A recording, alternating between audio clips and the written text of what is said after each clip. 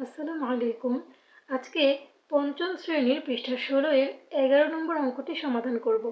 ১১ নম্বরে বলা আছে, রাখি প্রতি মাসে ৯৫০ টাকা করে সঞ্চয় করে। কততম মাসে তার সঞ্চিত টাকা ৫০,০০০ অতিক্রম করবে? আরও বলা আছে, উত্তর ক্রমবাচক সংখ্যায় হবে। প্রতি মাসে ৯৫০ টাকা সঞ্চয় করে, তাহলে প্রতি মাস মানে হচ্ছে এক মাস। যেহেতু মাসের সংখ্যা জানতে চেয়েছে, তাই এই এক মাস হবে সমান সমানের ডান পাশে।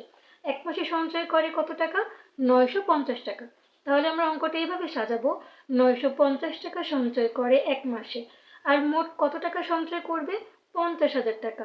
সুতরাং ৫০,০০০ টাকা সঞ্চয় করে ৫০,০০০ ভাগ ৯৫০ মাসে। এই অঙ্কটি ভাগ কেন হলো? যেহেতু মোট সঞ্চয় করবে ৫০,০০০ টাকা, তার মানে তার মূল টার্গেট হচ্ছে ৫০,০০০। প্রতি মাসে যেহেতু সে ৯৫০ টাকা করে সঞ্চয় করে, তাহলে ৫০,০০০ তার যে বাজেট আছে, তার যে টার্গেট আছে, সেটা কিন্তু প্রতি মাসে কমতে থাকবে।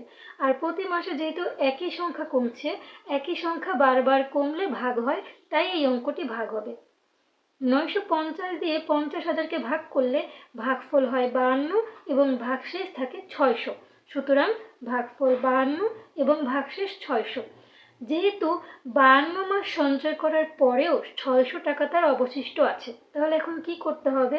যেহেতু তার লাগবে ৫০,০০০ টাকা, তার ৫২ মাস সঞ্চয় করার পরেও ৬০০ টাকা এখনো বাকি আছে ৫০,০০০ হতে। তাহলে সে কি করবে? সে বাকি টাকাটা, অর্থাৎ এই ৬০০ টাকাটা পরের মাসে সঞ্চয় করবে।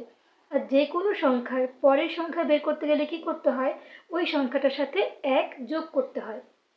যেহেতু ৫২ মাস সঞ্চয় করার পরেও ৬০০ টাকা অবশিষ্ট থাকবে, তাই ৫২ যোগ ১ সমান সমান ৫৩তম মাসে তার সঞ্চিত টাকা ৫০,০০০ অতিক্রম করবে। এখানে ১ যোগ হলো কেন?